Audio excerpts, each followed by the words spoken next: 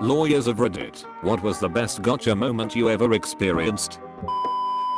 Plaintiff had an x-ray of an allegedly broken arm. It seemed off to me, and the dates didn't make sense. I was in-house at an academic medical center. I looked at the case more closely and discovered the plaintiff was a x-ray tech at another hospital. After that, it was all over.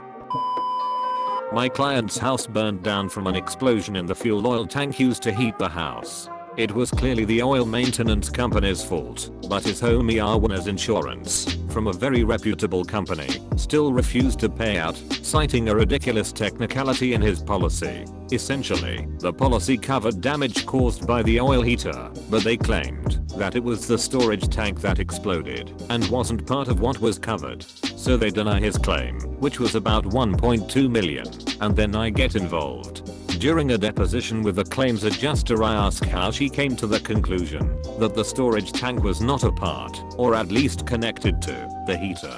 She states that she relied on her expert witness who was an engineer. Little did she know I had already checked this person's background.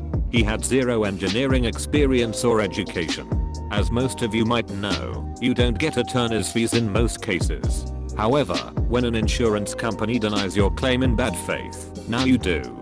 Her little admission cost the company about $500K in fees, on top of the original claim for $1.2 million.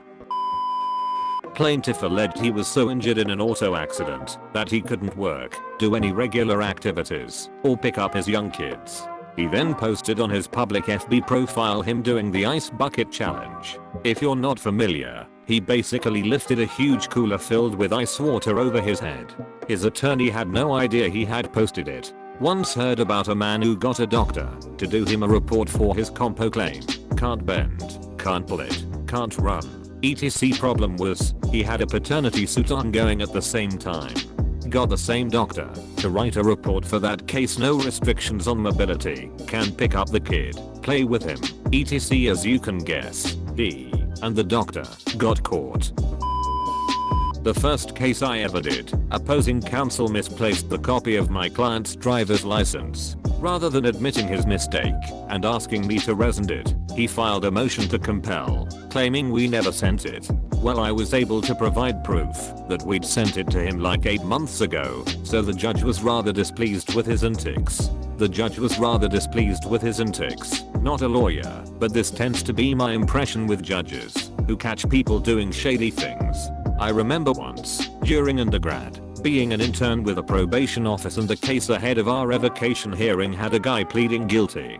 During his rambling and disjointed allocution, the judge frowned. "So why are you pleading guilty exactly?" The guy replied, "My lawyer told me to." The judge was most displeased when he questioned the guy further and found out the guy had no concept of what he was doing or what the potential sentencing could be. Represented a driving under the influence client who swore up and down to me he hadn't been drinking or doing any drugs. Newbie officer who had his field training officer with him in the car. Rookie pulls client over for attack violation, walks back to the car with body camera still on. Training officer says get him out for a DUI, and the rookie says, but he's not intoxicated, to which the reply was do it anyway. Body cam clicks off, turns on 7 minutes later, and they're doing field sobriety exercises on my client. Client sat in custody for 3 weeks until I finally got the tape from the prosecutor and presented it to the judge. The oh shit looks from the prosecutor and field training officer when the judge saw the tape. I'll treasure that one. Judge wrote the police chief a letter saying the field training officer was dead to him, and he'd deny every search warrant he tried to bring thereafter for being a liar. Client is hopefully still on track with his civil attorney in a lawsuit. Had a client accused of leading the cops on a high-speed chase. The cop on the stand estimated he was going 90 miles per hour, but never actually clocked him. Then the cop identified where the chase started with me and where it ended. It lasted about 2 miles. Then we went through his log of when it started and when it ended. About 3.5 minutes. Once you walk through the math on that, the average speed of this chase was 35 miles per hour. Client got acquitted really quickly after that. So the cop did 90 miles per hour to catch up with client and decided to call it a high-speed pursuit. Cause that's what it's sounding like.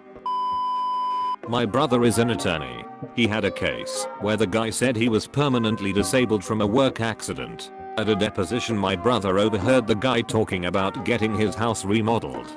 He was already spending the money he thought he was getting. My brother drove by the house to see how much work was being done and saw the guy carrying bundles of roofing shingles up a ladder to the roof. This was before smartphones, so he drove to a Best Buy and bought a video camera, went back and recorded the guy.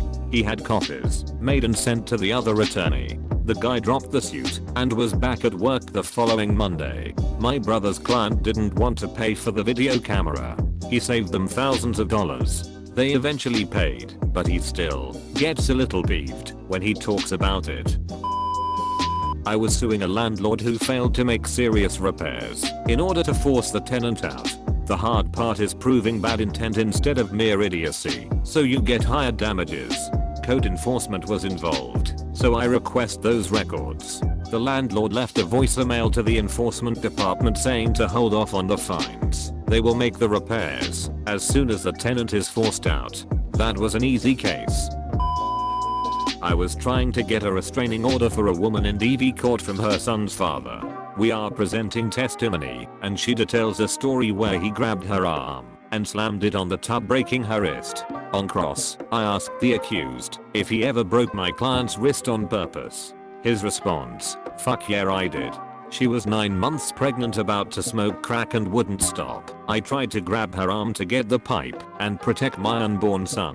Fuck me. She left that detail out in her conversations with me.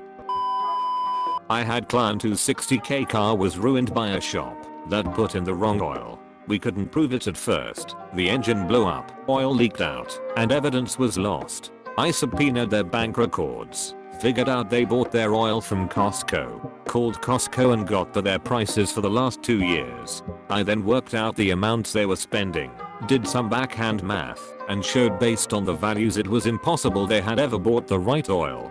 They settled in full immediately. You gotta admit, it is the most satisfying thing when the opposition caves in immediately when you prove what they are saying is impossible. I was deposing a guy in a large breach of contract/fraud action.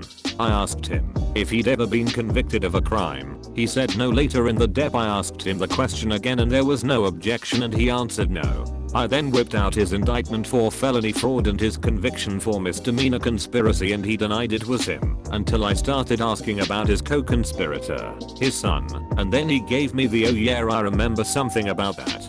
I can just picture opposing counsel's faces. How did they not prep for that? Was he self-repped?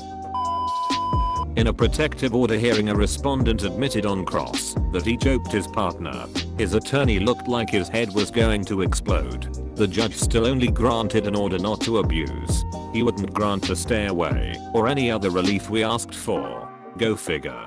Respondent openly admits to assault in court. Judge, just don't do it again, Sonny.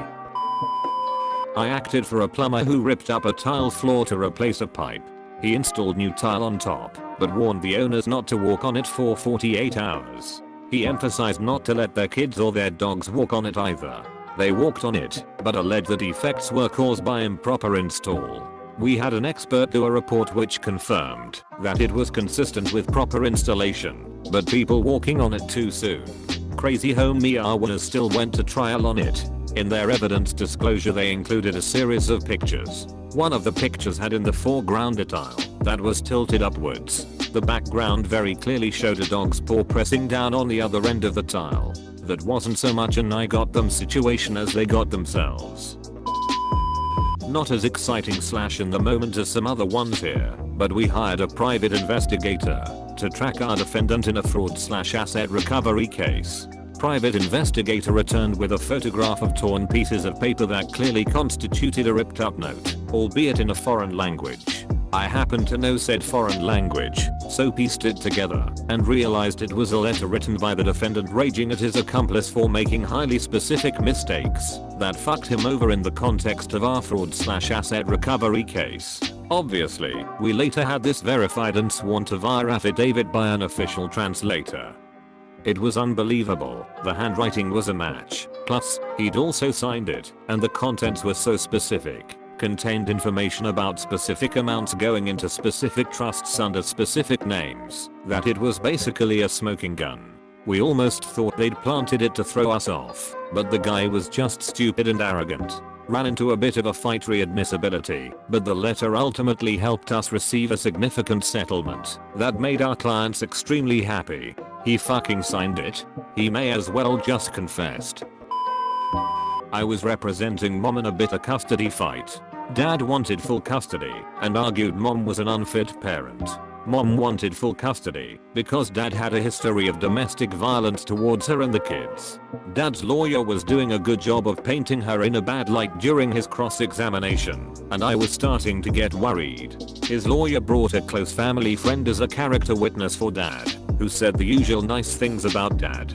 Then he said something about the moaning chickens. I thought that was odd, so I asked more questions. I was able to get the friend to spill the beans that the dad owned chickens for illegal cockfighting, and he'd take his minor children to these cockfights, and when the children were acting up, he'd punish them by forcing them to feed the chickens, during which they would get pecked and scratched by the chickens. And obviously, the children were terrified of those chickens. I could see the color draining from dad's lawyer's face. Mom got full custody. This one broke my heart. What type of bottom feeding C-scrum can do that to their own kids? I was involved in a patent dispute years ago that was basically large company going after small company. Not only did the judge decide we didn't infringe on the patents, but he then went on to invalidate the patents due to prior art we were able to show. Are the good old days before first to file came to pass. Someone told me this. The lawyer was describing the theft. The footprints make it seem as though he didn't go to the basement. And the defendant said, actually we did. I think it was a Judge Judy clip, where the woman is listing a number of items stolen from her by an ex-boyfriend. Jewelry, credit cards, electronics, and a certain amount of money. There wasn't $X cash in there immediately followed by that side judges do when people are that dumb. Done.